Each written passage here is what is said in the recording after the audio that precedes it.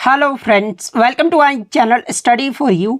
सो guys, आज के इस वीडियो में हम लोग देखने वाले हैं जो आपका एसएससी एमटीएस का एग्ज़ाम होने वाला है 13 जून से लेकर 20 जून तक। उसके लिए हाल ही के एग्ज़ाम में टीसीएस के द्वारा जितने भी प्रश्न पूछे गए हैं उन सभी प्रश्नों को जो है इस वीडियो में डिस्कस करने वाले हैं। और मैं आपको 100% ये गारंटी देता हूँ कि आपके एसएससी एमटीएस के एग्ज़ाम में यहाँ से प्रश्न जरूर पूछे जाएंगे। तो वीडियो को जो है लास्ट तक जरूर देखिएगा। और आपसे रिक्वेस्ट करता हूँ, अभी तक आपने मेरे चैनल को अगर सब्सक्राइब नहीं किया है तो एसएससी एमटीएस एग्ज़ाम से रिलेटेड पल पल की अपडेट के लिए जो है चैनल को सब्सक्राइब ज़रूर कर दीजिएगा। और बगल में ही आपको एक बेल आइकन यानी घंटे का निशान भी दिख रहा होगा, तो आप उसे भी जो है ज़रूर प्रेस कर दीजिएगा। तो चलिए वीडियो को स्टार्ट करते हैं। क्वेश्चन है, कालबेलिया जो नृत्य है ना, ये निम्नलिखित में से किस राज्य से संबंधित। तो बात कर ले कालबेलिया नृत्य के बारे में, तो देखिए ये जो आपका राजस्थान राज्य का जो एक लोक नृत्य है, तो राजस्थान आपका करेक्ट आंसर होगा। बात कर ले कालबेलिया नृत्य के बारे में, तो ये जो आपका मुख्य रूप से कालबेलिया समुदाय के द्वारा जो है ये नृत्य किया जाता है। और कालबेलिया नृत्य को जो है वर्ष 2010 में यूनेस्को की मानवता की जो है अमृत सांस्कृतिक विरासत की प्रतिनिधि की सूची में जो है इसे शामिल किया गया था। इसके अलावा मैं आपको बता दूं कि राजस्थान के अन्य नृत्य के बारे में, जैसे कि घूमर, भवई, कालबेलिया, चरी चक्री और गैर, ये सब जो आपके राजस्थान के जो है प्रसिद्ध नृत्य हैं। इसके अलावा महाराष्ट्र के नृत्य की बात कर ले तो आपका लावनी नृत्य, धनगढ़ी, कोहली नृत्य, तमाशा, ये सब जो आपके महाराष्ट्र के जो है प्रसिद्ध नृत्य है। इसके अलावा केरल के अन्य नृत्य की बात कर ले तो कथकली, मोहिनी अट्टम, थिरुथिरकल्ली, चकार कुथू, ये सब जो आपके केरल के जो है प्रसिद्ध नृत्य हैं। गुजरात के प्रसिद्ध नृत्य की बात कर ले तो डांडिया, रास, गरबा, टिप्पणी, पधार, ये सब जो आपके गुजरात के जो है प्रमुख नृत्य हैं। तो ये सारे फैक्ट आपको ध्यान में रखना है। नेक्स्ट क्वेश्चन आपका यहाँ पर आया था कि भारत में प्रथम जो पंचवर्षीय योजना है ना, ये कब प्रारंभ यानी शुरू किया गया था। तो देखिए भारत में जो प्रथम पंचवर्षीय योजना है ना, ये 1951 में शुरू किया गया था। और प्रथम पंचवर्षीय योजना का जो कार्यकाल है वो 1951 से लेकर 1956 तक रहा था। तो 1951 आपका करेक्ट आंसर हो। और देखिए मैं आपको बता दूं कि जो प्रथम पंचवर्षीय योजना था ना, ये मुख्य रूप से प्राथमिक क्षेत्र के विकास पर जो वो केंद्रित था। और जो प्रथम पंचवर्षीय योजना था ये किस मॉडल पर आधारित था, तो ये आपका हेराल्ड डोमर मॉडल पर आधारित था। और प्रथम पंचवर्षीय योजना का जो मुख्य उद्देश्य था ना, वो अर्थव्यवस्था के संतुलन की विकास प्रक्रिया को जो है वो आरंभ करना था। और प्रथम पंचवर्षीय योजना में जो है कृषि को उच्च प्राथमिकता जो है वो दिया गया था। तो ये सारे फैक्ट आपको ध्यान में रखना है।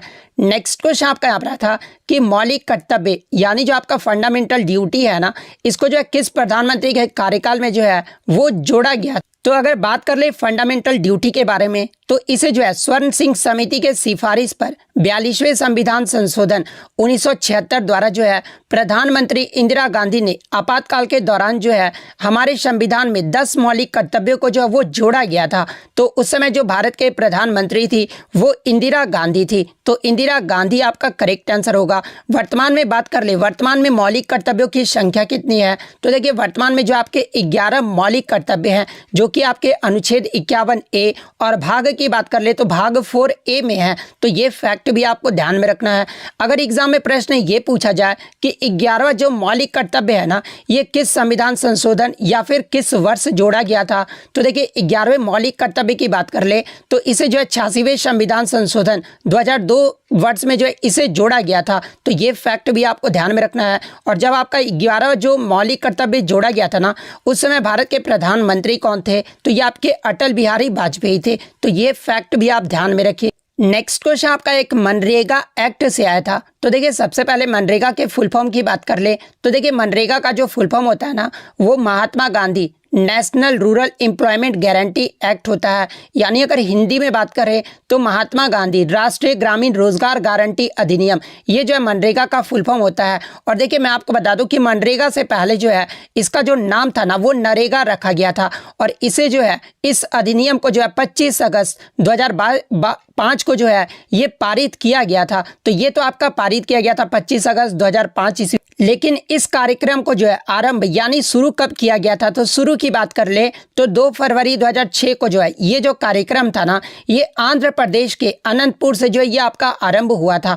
और शुरू में जो है ये आपके 200 अत्यंत पिछड़े जिलों में जो है ये आपका आरंभ किया गया था। लेकिन अगर पूरे भारत में जो है ये कब लागू कर दिया गया था, तो देखिए मैं आपको बता दूं कि नरेगा को जो है 1 अप्रैल 2008 को पूरे भारत में जो है वो आपका लागू कर दिया गया। इसके अलावा बात कर ले नरेगा को यानी महात्मा गांधी का नाम जो है कब जोड़ दिया गया था, तो देखिए 2 अक्टूबर 2009 से जो है इसके साथ महात्मा गांधी का नाम जो है वो जोड़ दिया गया था।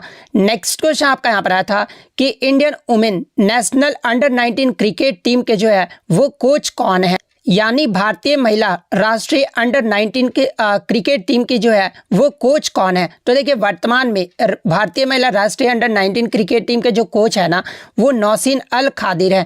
तो नौसीन अल खादिर आपका करेक्ट आंसर होगा। बात कर ले महिला अंडर 19 टीम की कप्तान कौन है वर्तमान में, तो ये आपके सैफाली वर्मा है। भारतीय महिला क्रिकेट टीम की कैप्टन कौन है, ये तो आपका अंडर 19 का हो गया। वहीं अगर बात कर ले महिला क्रिकेट टीम की कप्तान कौन है, तो ये आपके हरमनप्रीत कौर है। वहीं अगर कोच की बात कर ले तो वर्तमान में जो इसके कोच है ना वो ऋषिकेश कनिटकर है। ऋषिकेश कनिटकर जो है महिला क्रिकेट टीम के बैटिंग कोच जो है इन्हें नियुक्त किया गया है। इसके अलावा मैं आपको बता दूं कि ऋषिकेश जो कानिटकर है ना ये जो आपके पुरुष अंडर 19 क्रिकेट टीम के भी जो है वो कोच है। तो ये फैक्ट भी आपको ध्यान में रखना है। वहीं अगर पुरुष अंडर 19 क्रिकेट टीम के वर्तमान में कप्तान कौन है, तो ये आपके यश धूल है। इसके अलावा पुरुष टीम के कप्तान कौन है, भारतीय पुरुष टीम के कप्तान कौन है, तो ये आपके रोहित शर्मा है। तो ये फैक्ट भी आप ध्यान में रखिएगा। और कोच कौन है, तो ये राहुल द्रविड़ है।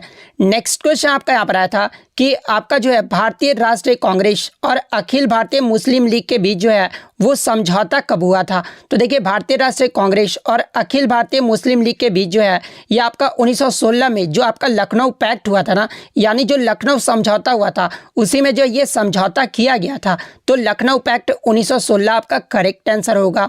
नेक्स्ट क्वेश्चन आपका यहाँ पर आया था कि राज्यपाल की शक्तियां से संबंधित कौन सा कथन जो है वो गलत दिया गया है। तो 4 आपके स्टेटमेंट दिए गए थे, जिसमें एक कथन जो है राज्यपाल की शक्तियों के बारे में जो है वो गलत दिया गया था। तो इसके ऑप्शन मुझे नहीं मिले हैं। जिस भी कैंडिडेट्स को अगर इसका ऑप्शन पता है वो कमेंट करके बता दीजिए। नेक्स्ट क्वेश्चन आपका यहाँ पर आया था कि थिरुवियारू महोत्सव ये जो है कहाँ का प्रचलित है। तो देखिए ये जो आपका थिरुवियारू महोत्सव है ना ये तमिलनाडु राज्य में मनाया जाता है। तो तमिलनाडु आपका करेक्ट आंसर होगा। बात कर ले तमिलनाडु के अन्य प्रमुख त्यौहार के बारे में, जैसे कि पोंगल, थाईपुसम, नट्यांजलि नृत्य महोत्सव, महामहम, कार्तिकेय दीपम, ये सब जो त्यौहार है ना ये तमिलनाडु राज्य के जो है प्रमुख त्यौहार हैं। नेक्स्ट क्वेश्चन आपका यहाँ पर आया था कि केंद्र ने नया राजस्व सचिव जो है ये किसे नियुक्त किया है। तो देखिए दिसंबर 2022 से केंद्र ने जो है संजय मल्होत्रा को जो है नया राजस्व सचिव जो है वो नियुक्त किया है। तो संजय मल्होत्रा आपका करेक्ट आंसर होगा। नेक्स्ट क्वेश्चन आपका यहाँ पर आया था कि पवनों का देश ये जो है किसे कहा जाता है। तो देखिए पवनों का जो देश है ना ये डेनमार्क को कहा जाता है। तो डेनमार्क आपका करेक्ट आंसर होगा। इसके अलावा अन्य फैक्ट्स की बात कर ले तो देखिए पवन चक्कियों की भूमि ये जो है नीदरलैंड देश को कहा जाता है। डूबते हुए सूर्य का देश जो है यहाँ पर नॉर्वे नहीं, यहाँ पर आप ब्रिटेन कर लीजिएगा, ठीक है। तो डूबते हुए सूर्य का जो देश है ना वो आपका ब्रिटेन देश को कहा जाता है। और देखिए नॉर्वे को जो है क्या कहा जाता है, तो मध्य रात्रि का जो सूर्य है ना वो नॉर्वे देश को कहा जाता है। तो ये फैक्ट भी आपको ध्यान में रखना है। उगते सूरज की भूमि जो है ये जापान देश को कहा जाता है। हाथियों का देश जो है ये किस देश को कहा जाता है। तो देखिए हाथियों का जो देश है ना ये लाओस को कहा जाता है। 7 पहाड़ियों का जो नगर है ना ये रोम यानी इटली को जो है वो कहा जाता है। इसके अलावा पोप का शहर जो है ये रोम इटली को कहा जाता है। हवा वाला शहर या फिर गार्डन सिटी जो है ये शिकागो यूएसए को कहा जाता है। लैंड ऑफ मॉर्निंग कॉम जो है ये कोरिया को कहा जाता है। Land of the golden please जो है ये ऑस्ट्रेलिया को कहा जाता है। लैंड ऑफ कंगारू भी जो है ये आपका ऑस्ट्रेलिया को कहा जाता है। लैंड ऑफ गोल्डन उल ये भी जो आपका ऑस्ट्रेलिया को कहा जाता है। इसके अलावा लैंड ऑफ 1000 लेक्स ये जो है फिनलैंड देश को कहा जाता है। तो ये सारे फैक्ट जो आप जरूर ध्यान में रखिएगा। नेक्स्ट क्वेश्चन आपका यहाँ पर आया था कि वर्तमान भारत के महान्यायवादी यानी अटॉर्नी जनरल ऑफ इंडिया ये जो है कौन है। तो देखिए वर्तमान में भारत के जो महान्यायवादी यानी अटॉर्नी जनरल ऑफ इंडिया है ना, ये आर वेंकट रमन है। तो आर वेंकट रमन आपका करेक्ट आंसर होगा। बात कर ले भारत के महान्यायवादी का पद ये जो किस अनुच्छेद में वर्णित है, तो देखिए महान्यायवादी का जो पद है ना, ये अनुच्छेद 76 में जो ये आपका वर्णित है। इसके अलावा भारत के पहले यानी प्रथम जो महान्यायवादी थे वो कौन थे, तो देखिए प्रथम महान्यायवादी की बात कर ले तो ये आपके MC सीतलवाड़ थे।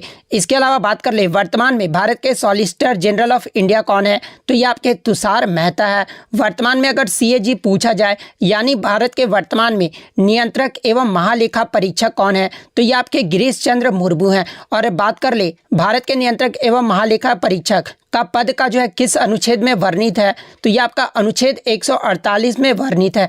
तो ये सारे फैक्ट आप ध्यान में रखिएगा। नेक्स्ट क्वेश्चन आपका यहाँ रहा था कि BCCI का जो है फुल फॉर्म पूछा गया था। तो देखिए BCCI का जो फुल फॉर्म होता है ना, ये आपका board of control for cricket in India होता है। तो ये फुल फॉर्म आपका करेक्ट आंसर होगा। बात कर ले BCCI की स्थापना कब हुई थी, तो ये आपका 1928 को जो है स्थापित किया गया था। बात कर ले BCCI के वर्तमान में अध्यक्ष कौन है, तो ये आपके रोजर बिन्नी है। वर्तमान में CEO कौन है, तो ये आपके हेमंग अमीन है। उपाध्यक्ष की बात कर ले तो ये आपके राजीव शुक्ला हैं। और BCCI के जो वर्तमान में सचिव हैं ये आपके जय शाह हैं। इसके अलावा चीफ नेशनल सेलेक्टर कौन है, तो ये आपके चेतन शर्मा हैं। तो ये सारे फैक्ट आपको ध्यान में रखना। नेक्स्ट क्वेश्चन आपका यहाँ पर आता कि हरित क्रांति ये जो किससे संबंधित है, तो देखिए अगर बात कर ले ग्रीन रेवोल्यूशन के बारे में, तो देखिए हरित क्रांति जो है ना, ये आपका खाद्यान्न उत्पादन से संबंधित है। तो खाद्यान्न उत्पादन आपका करेक्ट आंसर। इसके अलावा बात कर ले येलो रेवोल्यूशन यानी पीली क्रांति ये जो है किससे संबंधित है, तो ये आपका खाद्य तेल और तिलहन फसलों के से संबंधित है। इसके अलावा ग्रे रिवॉल्यूशन के बारे में पूछा जाए यानी घुसर क्रांति जो ये किससे संबंधित है, तो ये आपके उर्वरक उत्पादन से संबंधित है। ग्रीन रेवोल्यूशन यानी हरित क्रांति तो ये तो आपका खाद्यान्न उत्पादन आपका करेक्ट आंसर होगा। श्वेत क्रांति की बात कर ले तो ये आपका दुग्ध उत्पादन से संबंधित है। ब्लू रेवोल्यूशन यानी नीली क्रांति जो ये किससे संबंधित है, तो ये आपका मत्स्य उत्पादन से संबंधित। इसके अलावा पिंक रिवॉल्यूशन के बारे में पूछा जाए यानी गुलाबी क्रांति ये जो है किससे संबंधित है, तो ये आपका प्याज और झींगा मछली के उत्पादन से संबंधित है।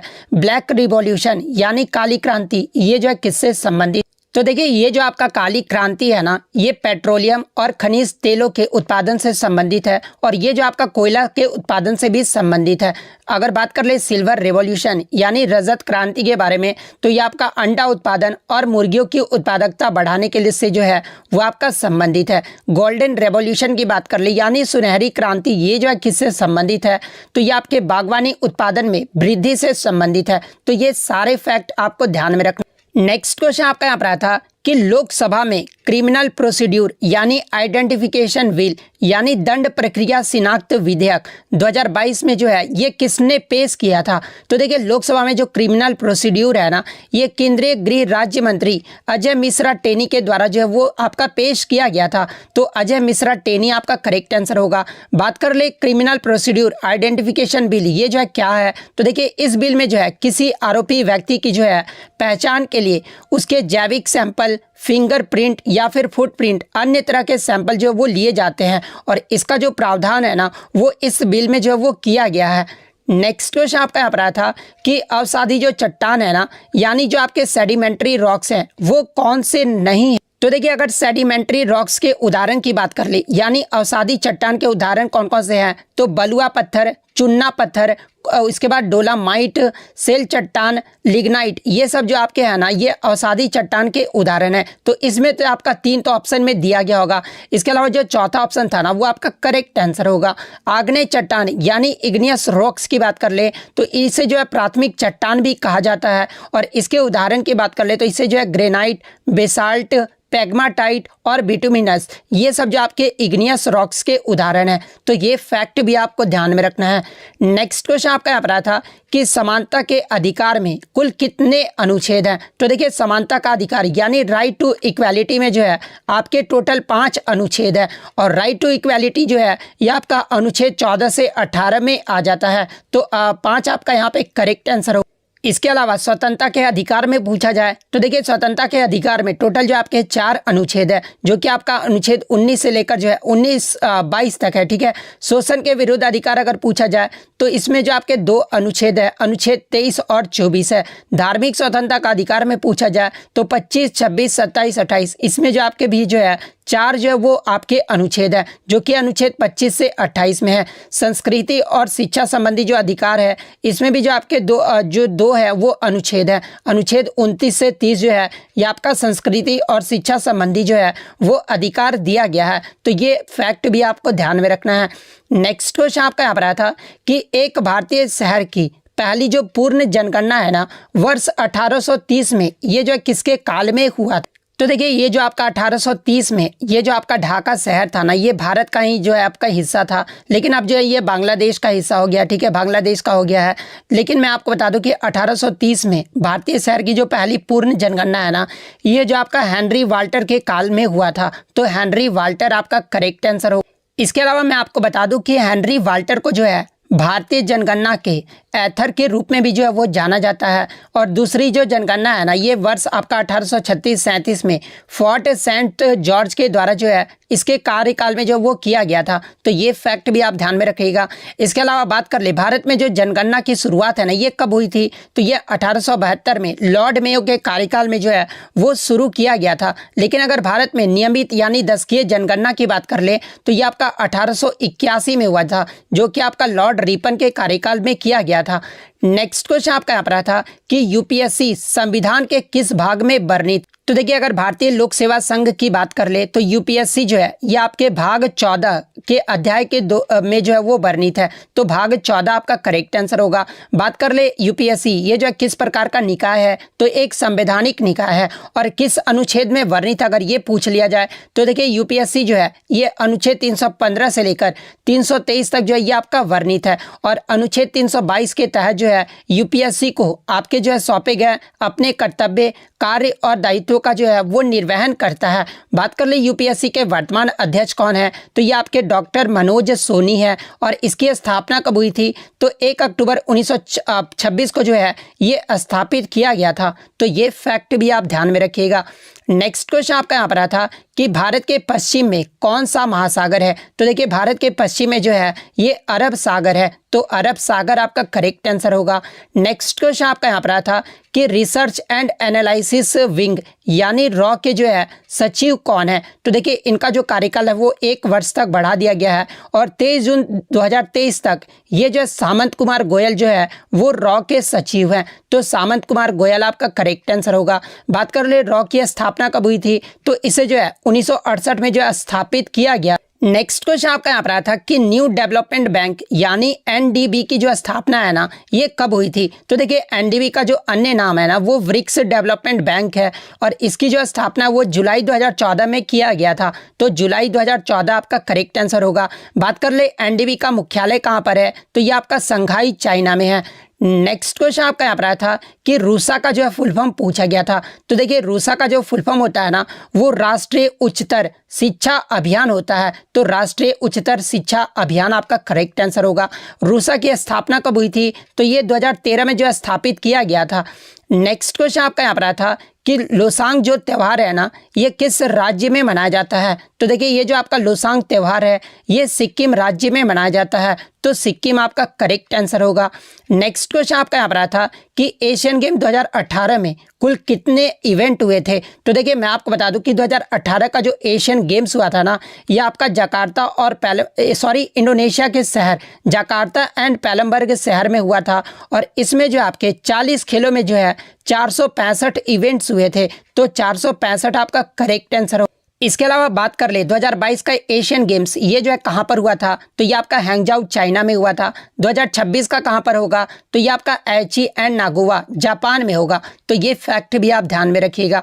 नेक्स्ट क्वेश्चन आपका यहाँ पर था कि 2021 में ये जो किसे पद्मश्री मिला। सॉरी, क्वेश्चन ये नहीं था, क्वेश्चन ये था कि 2021 में किस नर्तक को जो है पद्मश्री अवार्ड से सम्मानित किया गया है। तो देखिए 2021 में नर्तक की बात कर ले तो ये जो आपका मंजमा जोगाती को जो है वो आपका पद्मश्री से सम्मानित किया गया है। तो मंजमा जोगाती आपका करेक्ट आंसर होगा।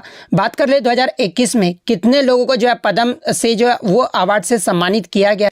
तो देखिए 2021 में 119 हस्तियों को जो है पद्म अवार्ड से सम्मानित किया गया है, जिसमें 7 को पद्म विभूषण, 10 को पद्म भूषण और 102 व्यक्तियों को जो है पद्मश्री से सम्मानित किया गया था।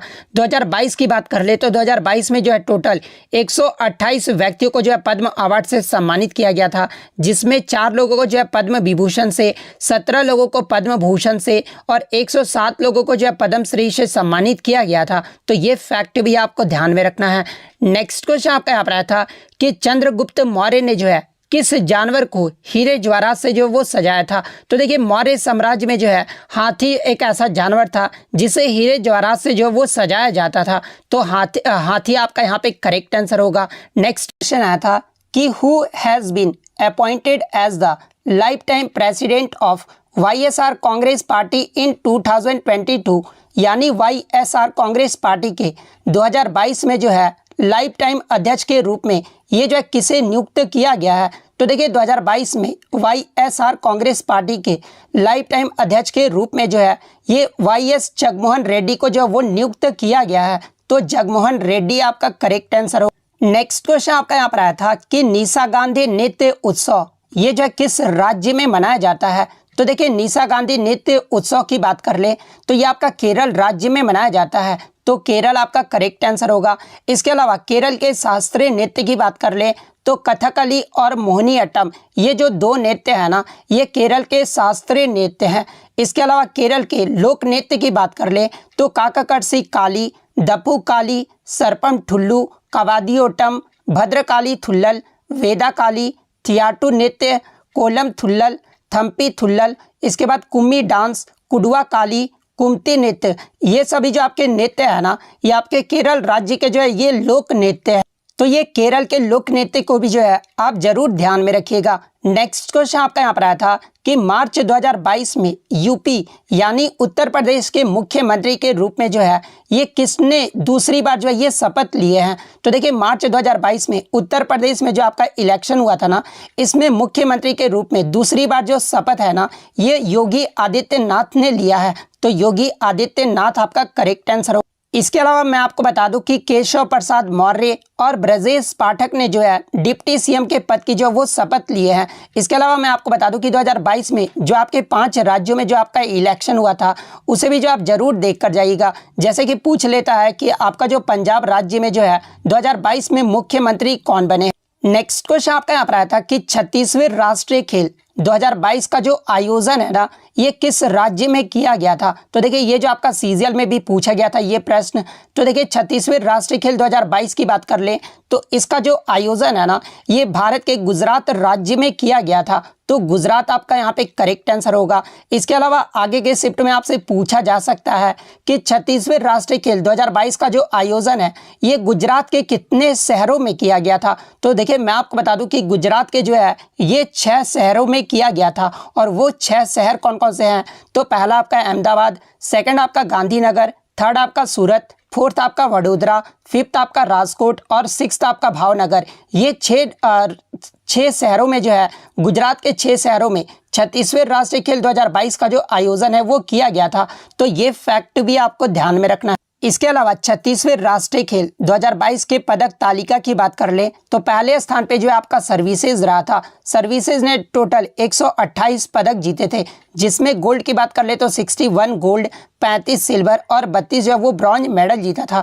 महाराष्ट्र ने जो टोटल 140 मेडल जीते थे, लेकिन सबसे ज़्यादा जो गोल्ड मेडल जीतते हैं ना उन्हें जो है नंबर 1 पे रखा जाता है। तो महाराष्ट्र के द्वारा 39 गोल्ड मेडल जीता गया था, 38 सिल्वर और 63 जो है वो ब्रॉन्ज मेडल जीता गया था। वहीं तीसरे पायदान की बात कर ले तो ये आपका हरियाणा रहा था। हरियाणा ने 116 पदक जीते थे और फोर्थ पे जो आपका कर्नाटक राज्य रहा था। कर्नाटक ने जो टोटल 88 पदक जो वो जीते थे।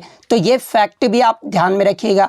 नेक्स्ट क्वेश्चन आपका यहाँ पर आया था कि 11वीं जो पंचवर्षीय योजना हुआ था ना, उसका जो मुख्य नारा क्या था। तो देखिए अगर बात कर ले 11वीं पंचवर्षीय योजना के बारे में, तो इसका जो कार्यकाल था वो 2007 से लेकर 2012 तक रहा था।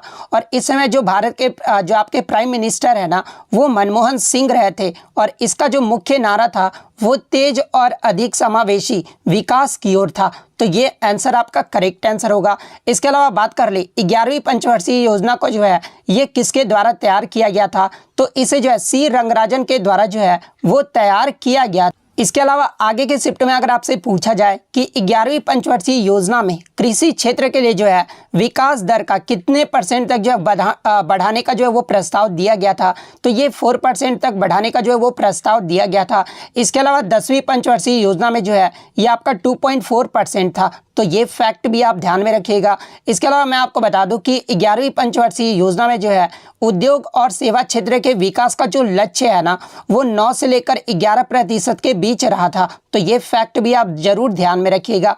नेक्स्ट क्वेश्चन आपका यहाँ पर आया था कि अस्पृश्यता का अंत यानी एबोल्यूशन ऑफ अनटचेबिलिटी भारतीय संविधान के कौन से अनुच्छेद में है। तो देखिए ये जो आपका रिपीटेड प्रश्न है, तो देखिए अस्पृश्यता का अंत ये जो आपका अनुच्छेद 17 में है। तो अनुच्छेद 17 आपका करेक्ट आंसर होगा। इसके अलावा बात कर ले अन्य महत्वपूर्ण अनुच्छेद के बारे में, जैसे कि जाति, लिंग या जन्म स्थान के आधार पर भेदभाव, ये जो है कौन से अनुच्छेद से संबंधित है, तो ये आपका अनुच्छेद 15 से संबंधित है। उपाधियों का अंत ये जो आपका अनुच्छेद 18 में है। वाक और अभिव्यक्ति की स्वतंत्रता ये जो आपका अनुच्छेद 19 में है। अपराधों के लिए दोष सिद्धि के संबंध में संरक्षण ये जो आपका अनुच्छेद 20 में है। इसके अलावा जीवन और व्यक्तिगत स्वतंत्रता के संरक्षण ये जो आपके अनुच्छेद 21 में है। तो ये सारे इंपॉर्टेंट फैक्ट्स आप ध्यान में रखिएगा। नेक्स्ट क्वेश्चन आपका यहाँ पर आया था कि अवध साम्राज्य पर अंग्रेजों द्वारा जो है ये कब कब्जा कर लिया गया था। तो देखिए अवध साम्राज्य पर फरवरी 1856 में जो है अंग्रेजों द्वारा कब्जा कर लिया गया था। तो 1856 आपका करेक्ट आंसर होगा। नेक्स्ट क्वेश्चन आपका यहाँ पर आया था कि त्रिपुरा अपने उत्तर, दक्षिण और पश्चिम में किस देश से जो है वो घिरा हुआ है। तो देखिए त्रिपुरा 3 ओर से जो है ये बांग्लादेश से जो है वो घिरा हुआ है। तो बांग्लादेश आपका करेक्ट आंसर होगा। नेक्स्ट क्वेश्चन आपका यहाँ पर आया था कि भारतीय मुक्केबाज MC मैरी कॉम जो है ये किस राज्य से संबंधित है। तो देखिए अगर बात कर ले MC मैरी कॉम की, तो ये आपके भारतीय मुक्केबाज है और ये जो है मणिपुर राज्य से संबंधित है। तो मणिपुर आपका करेक्ट आंसर होगा। बात कर ले MC मैरी कॉम के बारे में, तो ये जो है 2018 के राष्ट्रमंडल खेल में स्वर्ण पदक जीतने वाली जो है ये पहली भारतीय महिला मुक्केबाज है। तो ये फैक्ट भी आपको ध्यान में रखना है। इसके अलावा मैरी कॉम ने जो है 2012 के जो लंदन ओलंपिक हुआ था ना 2012 में, इसमें जो ये कांस्य पदक यानी ब्रॉन्ज मेडल जो है वो जीती थी। इसके अलावा बात कर ले MC मैरी कॉम के बारे में, तो देखिए बॉक्सर मैरी कॉम की जो आत्मकथा है ना वो अनब्रेकेबल है और इनका जो अनावरण है ना वो 9 दिसंबर 2013 को बॉलीवुड अभिनेता अमिताभ बच्चन के द्वारा जो है वो किया गया था। तो अगर आगे के शिफ्ट में पूछा जाए कि मैरी कॉम की आत्मकथा का नाम क्या है, तो ये आपका अनब्रेकेबल। अब देखिए आत्मकथा की बात आ ही गई है, तो इसके अलावा इम्परफेक्ट की आत्मकथा पूछा जाता है कि ये जो इम्परफेक्ट है ना ये किसकी ऑटोबायोग्राफी है। तो ये संजय मांजरेकर की जो है ऑटोबायोग्राफी है। इसके अलावा साइना नेहवाल की ऑटोबायोग्राफी कौन सी है, तो देखिए प्लेइंग टू विन ये जो है साइना नेहवाल की जो है ऑटोबायोग्राफी है। इसके अलावा बात कर ले माइकल होल्डिंग जो कि वेस्ट इंडीज के तेज गेंदबाज थे और इनके ऑटोबायोग्राफी की बात कर ले तो नो होल्डिंग बैक ये जो है माइकल होल्डिंग की जो है वो ऑटोबायोग्राफी है। तो ये सारे फैक्ट आप ध्यान में रखिएगा। नेक्स्ट क्वेश्चन आपका यहाँ पर आया था कि मेघालय की कौन सी पहाड़ी पर जो है सबसे ज़्यादा वर्षा होती है। तो देखिए ये जो आपका खासी पहाड़ी पर ये जो आपका मानसी राम है ना, ये जो आपका सबसे ज़्यादा जो है मेघालय राज्य में सबसे ज़्यादा वर्षा होता है। तो मानसी राम आपका करेक्ट आंसर होगा। नेक्स्ट क्वेश्चन आपका यहाँ पर आया था कि भारत के दक्षिण राज्यों में खरीफ और रबी दोनों मौसमों में जो है निम्नलिखित में से कौन सी फसल जो है वो उगाई जाती। तो देखिए मैं आपको बता दूं कि चावल, मक्का, रागी, ज्वार, मूंगफली भारत के दक्षिण राज्यों में जो है खरीफ और रबी दोनों मौसमों में जो है ये फसलें उगाई जाती है। तो इनमें से जो भी एक ऑप्शन में दिया होगा वो आपका करेक्ट आंसर होगा। नेक्स्ट क्वेश्चन आपका यहाँ पर आया था कि which festival is known as the festival of festivals यानी किस त्यौहार को जो है त्योहारों का त्यौहार के रूप में भी जो है वो जाना जाता है। तो देखिए त्योहार के रूप में जो है ये हॉर्नबिल फेस्टिवल यानी हॉर्नबिल महोत्सव को जो है वो जाना जाता है। और हॉर्नबिल महोत्सव ये जो है किस राज्य का महोत्सव है, तो ये आपका नागालैंड राज्य का महोत्सव है। और ये जो है कितने तारीख तक मनाया जाता है, तो देखिए ये जो आपका हॉर्नबिल महोत्सव है ना, ये 10 दिनों तक मनाया जाता है। और ये जो आपका 1 से 10 दिसंबर तक जो है वो मनाया जाता है। तो ये फैक्ट भी आप ध्यान में रखिएगा। नेक्स्ट क्वेश्चन आपका यहाँ पर आया था कि Alarmel Valli is associated with which classical dance of India, यानी अलार्मेल वल्ली जो है ये भारत के किस शास्त्रीय नृत्य से संबंधित है। तो बात कर ले अलार्मेल वल्ली के बारे में, तो ये भरतनाट्यम नृत्य से संबंधित है। तो भरतनाट्यम आपका करेक्ट आंसर हो। इसके अलावा अलार्मेल वल्ली के बारे में मैं आपको बता दूं कि इन्हें 1991 में जो है भारत सरकार के द्वारा पद्मश्री से सम्मानित किया गया था। और 2004 ईस्वी में जो है इन्हें भारत सरकार के द्वारा पद्म भूषण से जो है वो सम्मानित किया गया। इसके अलावा भरतनाट्यम के प्रमुख कलाकार की बात कर ले तो पद्म सुब्रमण्यम, यामिनी कृष्णमूर्ति, रुक्मणी देवी अरुंडेल, मालविका साराभाई, इसके अलावा शाहरुखई, एस.के. सरोज, लीला जैक्सन, राम गोपाल, वैजंती माला, कोमल वर्धन, इन सभी का जो संबंध है ना वो भरतनाट्यम नृत्य से है। तो ये फैक्ट भी आप ध्यान में रखिएगा। नेक्स्ट क्वेश्चन आपका यहाँ पर आया था कि which of the following is found only in a plant cell, यानी निम्नलिखित में से कौन जो है केवल पादप कोशिका में पाया जाता है। तो देखिए मैं आपको बता दूं कि प्लास्टिक एक ऐसा डबल मेम्ब्रेन ऑर्गेनल है, यानी एक दोहरी झिल्ली अंगक है जो पौधे और शैवाल की कोशिकाओं के भीतर जो है वो पाया जाता है। तो प्लास्टिड आपका करेक्ट आंसर होगा। और देखिए अगर आपके ऑप्शन में प्लास्टिड नहीं दिया होगा तो फिर आपका क्लोरोप्लास्ट जरूर दिया होगा। तो देखिए क्लोरोप्लास्ट भी जो है एक जो है आपका डबल मेम्ब्रेन ऑर्गेनल है, यानी दोहरी झिल्ली वाली अंगक है जो केवल पादप कोशिकाओं में जो है वो मौजूद होता है। तो आपके ऑप्शन में या तो प्लास्टिड या तो क्लोरोप्लास्ट या फिर सेल वाल दिया होगा। तो इन तीनों में से जो भी ऑप्शन में दिया होगा वो आपका करेक्ट आंसर होगा। नेक्स्ट क्वेश्चन आपका यहाँ पर आया था कि टीन का जो है मुख्य अयस्क पूछा गया था, यानी टीन का जो है और पूछा गया था। तो देखिए टीन के प्रमुख अयस्क की बात कर ले तो कैसीटेराइट ये जो है टीन का प्रमुख अयस्क होता है जिसका फॉर्मूला SnO2 होता है। आयरन के प्रमुख अयस्क की बात कर ले तो Fe यानी आयरन का जो प्रमुख अयस्क होता है ना वो आपका हेमेटाइट होता है जिसका फॉर्मूला Fe2O3 होता है। एल्यूमिनियम के प्रमुख अयस्क अगर पूछा जाए तो इसका जो प्रमुख अयस्क होता है वो बॉक्साइट होता है जो कि Al2O3.2S2O होता है। तो ये फैक्ट भी आप जरूर ध्यान में रखिएगा।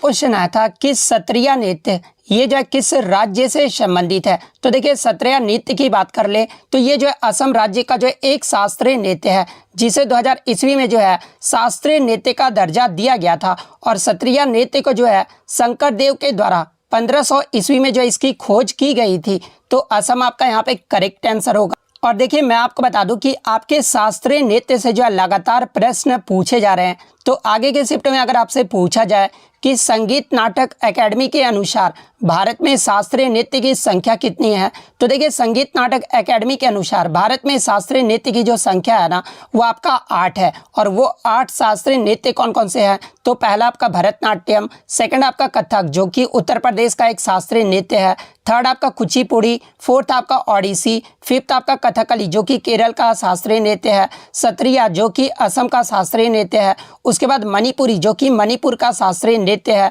उसके बाद आपका मोहिनीअट्टम। ये टोटल जो है आपके संगीत नाटक एकेडमी के अनुसार 8 शास्त्रीय नृत्य है। इसके अलावा आगे के शिफ्ट में पूछा जाए कि संस्कृत मंत्रालय के द्वारा कितने जो है भारत में शास्त्रीय नृत्य हैं, तो देखिए संस्कृत मंत्रालय के द्वारा जो है ये 6 नृत्य को भी जो है वो भारत का शास्त्रीय नृत्य जो है वो माना गया है। तो अगर संस्कृति मंत्रालय के अकॉर्डिंग पूछा जाए तो फिर आपका 9 जो है वो करेक्ट आंसर होगा। नेक्स्ट क्वेश्चन आपका यहाँ पर है कि 2011 की जनगणना के अनुसार महिलाओं की जो है साक्षरता दर यानी लिटरेसी रेट पूछा गया था। तो देखिए 2011 की जो जनगणना 15वीं जो जनगणना हुआ था ना उसमें जो आपका भारत का जनगणना जो आपका साक्षरता दर रहा था वो 74.04% रहा था। वहीं अगर पुरुषों की साक्षरता दर की बात कर ले तो 82.14% रहा था। वहीं अगर महिलाओं की साक्षरता दर की बात कर ले तो 65.46% रहा था।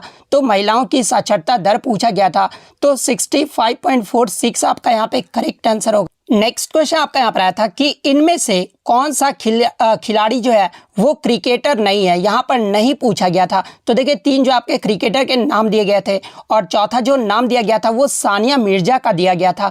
तो देखिए ये जो सानिया मिर्जा है ना वो इंडियन टेनिस प्लेयर है, ना कि क्रिकेटर है। तो सानिया मिर्जा आपका यहाँ पे करेक्ट आंसर होगा। नेक्स्ट क्वेश्चन आपका यहाँ पर आया था कि जब बेरियम क्लोराइड के विलयन में सोडियम सल्फेट का जो विलयन मिलाया जाता है ना तो जो सफ़ेद अवक्षेप बनता है ना वो किसका बना होता है, तो ये पूछा गया था। तो देखिए मैं आपको बता दूं, जब बेरियम क्लोराइड के विलयन को सोडियम सल्फेट के विलयन से मिलाया जाता है ना तो ये आपका बेरियम सल्फेट बनता है। और ये जो बेरियम सल्फेट ही बनता है ना ये सफ़ेद अवक्षेप का बनता है। तो बेरियम सल्फेट आपका करेक्ट आंसर होगा। और ये जो आपका सोडियम क्लोराइड जो कि NaCl जो है ये लिक्विड के फॉर्म में रहता है। तो बेरियम सल्फेट आपका करेक्ट आंसर होगा।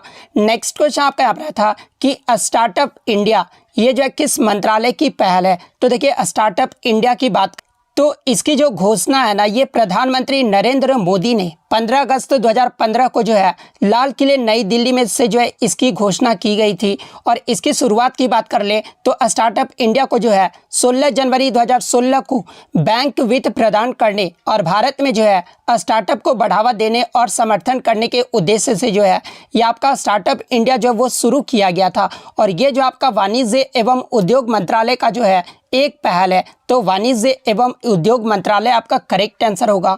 नेक्स्ट क्वेश्चन आपका यहाँ पर आया था कि अगस्त 2022 में वैज्ञानिक व औद्योगिक अनुसंधान परिषद यानी CSIR की जो प्रथम महिला महानिदेशक है ना ये कौन बनी है। तो देखिए हाल ही में अगस्त 2022 में जो है CSIR की जो प्रथम महिला महानिदेशक वो आपकी नल्लाथम्बी क्लाई सेल्वी बनी है। तो नल्लाथम्बी क्लाई सेल्वी आपका करेक्ट आंसर होगा। और देखिए मैं आपको बता दूं कि ये जो आपका CGL के एग्जाम में भी जो है ये प्रश्न पूछा गया था।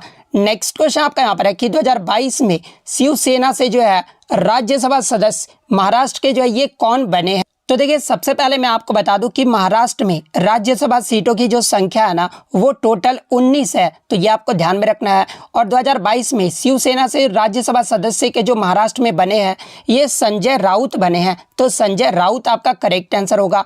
इसके अलावा महाराष्ट्र में राज्यसभा सदस्य की बात कर ले 2022 में कौन बने हैं। तो देखिए बीजेपी पार्टी से जो है ये आपके पीयूष गोयल, अनिल सुखदेव राय बॉन्डे, धनंजय महादिक ये जो आपके बीजेपी पार्टी से बने हैं। वहीं अगर नेशनल कांग्रेस पार्टी की बात कर लें तो इससे जो आपके प्रफुल्ल पटेल बने हैं। INC पार्टी से जो ये आपके इमरान प्रताप ग्राही ये जो आपके INC पार्टी से बने हैं। इसके अलावा मैं आपको बता दूं कि राष्ट्रपति द्वारा जो मनोनीत राज्यसभा के सदस्य 2022 में जो मनोनीत किए गए हैं, जैसे कि आपको पता है कि राष्ट्रपति द्वारा आपके राज्यसभा में जो है 12 सदस्यों को जो है वो मनोनीत किया जाता है। और 2022 में जो है आपके वीरेंद्र हेगड़े को जो कि सोशल कार्य में जो है वो कर्नाटक से जुलाई 2022 में जो है इन्हें मनोनीत किया गया है। इसके अलावा गुलाम अली खताना को जो है जम्मू कश्मीर से सोशल वर्क यानी जो है आपका सोशल वर्क के क्षेत्र में जो है वो राष्ट्रपति द्वारा मनोनीत किया गया है। इसके अलावा V विजेंद्र प्रसाद को जो है आंध्र प्रदेश और सिनेमा के क्षेत्र में जुलाई 2022 में जो है ये मनोनीत किया गया है। तमिलनाडु में जो है आपके इलैया राजा जो कि आर्ट्स यानी कला के क्षेत्र में जो है जुलाई 2022 में इन्हें मनोनीत किया गया है। जुलाई 2022 में जो है केरल में स्पोर्ट्स के क्षेत्र में जो है ये PT उषा को जो है ये मनोनीत किया गया है। तो ये सारे फैक्ट आपको ध्यान में रखना है।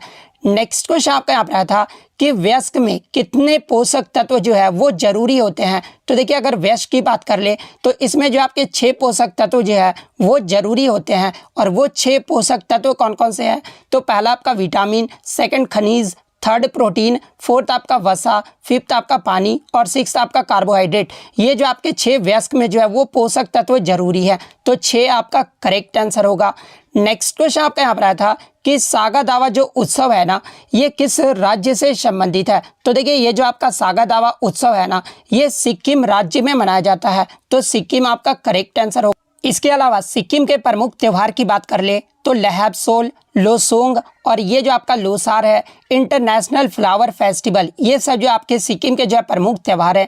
इसके अलावा मैं आपको बता दूं कि ये जो आपका लोसार त्यौहार है ना ये तिब्बतियों का जो है 9 वर्ष का भी एक त्यौहार है। तो ये फैक्ट भी आपको ध्यान में रखना है। सिक्किम के लोक नृत्य यानी फोक डांस की बात कर ले तो ये आपके सिंधी छाम, याक छाम, तमांग सेलो, मारूनी नाच, भूटिया फोक डांस, ये सब जो आपके सिक्किम के जो है वो लोक नृत्य हैं।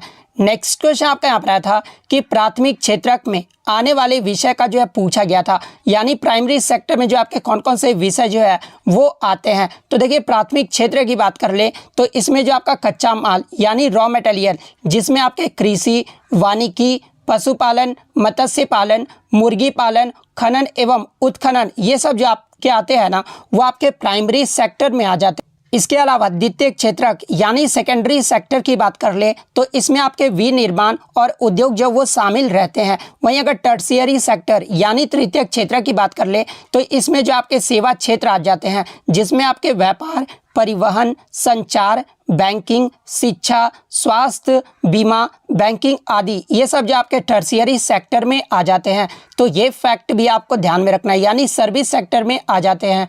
नेक्स्ट क्वेश्चन आपका यहाँ पर आया था कि महात्मा बुद्ध से संबंधित जो आपका प्रश्न पूछा गया था, तो इनके प्रश्न तो मुझे मिले नहीं है, लेकिन मैं आपको बता दूं कि महात्मा बुद्ध को जो ज्ञान की प्राप्ति है ना, ये बिहार में बोधि वृक्ष के नीचे, बोध गया बिहार में जो है बोधि वृक्ष के नीचे जो है इनको ज्ञान की प्राप्ति हुई थी। इसके अलावा महात्मा बुद्ध ने जो अपना पहला उपदेश है ना ये सारनाथ में दिया था, और गौतम बुद्ध का जो जन्म है ये आपका लुम्बिनी नेपाल में 563 ईसा पूर्व में हुआ था। और इनके अगर मृत्यु की बात कर ले तो इनका जो निधन है ना वो आपका 483 ईसा पूर्व में जो है कुशीनगर, जो कि उत्तर प्रदेश में है, उनकी जो है यहाँ पर जो है वो निधन हुआ था। इनके अन्य नाम की बात कर ले तो सिद्धार्थ गौतम इनका जो है अन्य नाम है।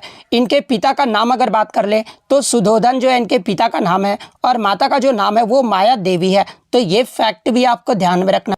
नेक्स्ट क्वेश्चन आपका यहाँ पर आया था कि विदेशी वस्तुओं का मूल्य बढ़ाने वाला जो है एक कारक कौन सा है। तो देखिए विदेशी वस्तुओं का मूल्य बढ़ाने वाला जो एक कारक है ना वो कस्टम ड्यूटी है। तो कस्टम ड्यूटी आपका करेक्ट आंसर होगा। नेक्स्ट क्वेश्चन आपका यहाँ पर आया था कि सबसे बड़ा जो लिखित संविधान है ना ये किस देश का है। तो देखिए सबसे बड़े लिखित संविधान की बात कर ले तो ये भारत देश का है। तो भारत आपका करेक्ट आंसर होगा। भारत का जो कितने शब्दों में जो ये लिखित संविधान है, तो देखिए अगर इंग्लिश वर्जन की बात कर ले तो 1,17,369 वर्ड्स में जो है ये लिखा गया है। इसके अलावा शब्दों के आधार पर सबसे छोटा लिखित संविधान किस देश का है। तो देखिए शब्दों के आधार पर सबसे छोटा जो लिखित संविधान है ना ये मोनाको देश का है। तो ये फैक्ट भी आपको ध्यान में रखना है। नेक्स्ट क्वेश्चन आपका यहाँ पर आया था कि रस्सी बनाने में किसका प्रयोग होता है। तो देखिए रस्सी बनाने में जो है ये रेशेदार फसलें, जिसमें आपके जूट, पटसन और कपास आ जाते हैं, इन सभी का जो है रस्सी बनाने में जो है प्रयोग किया जाता है।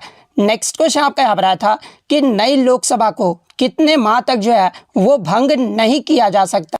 तो देखिए मैं आपको बता दूं कि अनुच्छेद 83 के उपबंध यानी क्लोज 2 के अकॉर्डिंग जो है यह प्रावधान किया गया है कि यदि गठन के बाद पहली बैठक के 5 साल पूरे होने पर लोकसभा जो है वो भंग नहीं किया जाता है तथा उसे जो है स्वतः भंग जो है वो माना जाता है। तो आप एग्जैक्ट जो है प्रश्न बताइएगा कि आपसे क्या पूछा गया था। नेक्स्ट क्वेश्चन आपका यहाँ पर आया था कि स्वदेशी आंदोलन का सबसे ज़्यादा जो प्रभाव है ना ये किस राज्य पर पड़ा था। तो देखिए स्वदेशी आंदोलन की जो शुरुआत है वो 1905 में भारत के वायसराय लॉर्ड कर्जन द्वारा जो है बंगाल के विभाजन के साथ जो ये आपका शुरू हुआ था, और इस पे जो सबसे ज़्यादा प्रभाव है ना वो वेस्ट बंगाल पर जो वो पड़ा था। तो बंगाल आपका यहाँ पे करेक्ट आंसर होगा।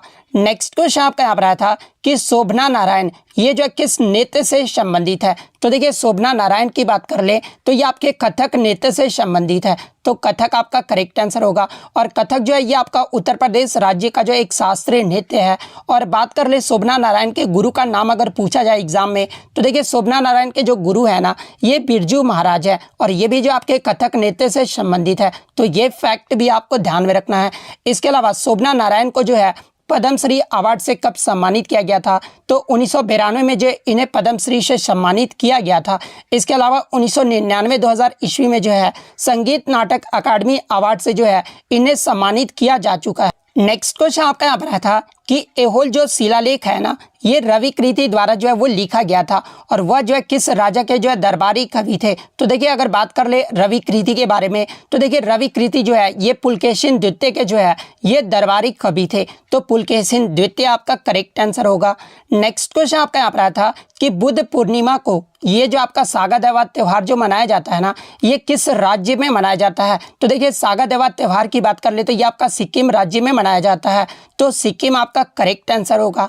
नेक्स्ट क्वेश्चन आपका यहाँ पर आया था कि इंदिरा गांधी पीस प्राइज 2022 ये जो है किसे दिया गया था। तो देखिए इंदिरा गांधी पीस प्राइज 2022 की बात कर ले तो ये आपके जो है प्रथम एनजीओ को दिया गया था। एनजीओ में जो आपका प्रथम को दिया गया था, तो प्रथम आपका यहाँ पे करेक्ट आंसर